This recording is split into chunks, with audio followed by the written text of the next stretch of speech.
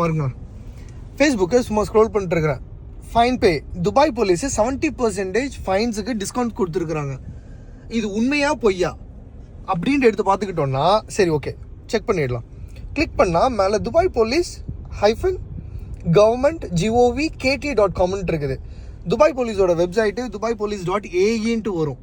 அவங்க வந்துட்டு local domain மட்டும் தான் யூஸ் பண்ணுவாங்க. .com இதெல்லாமே யூஸ் பண்ண மாட்டாங்க. இது வந்துட்டு பியூர்லி ஸ்கேமர்ஸ்.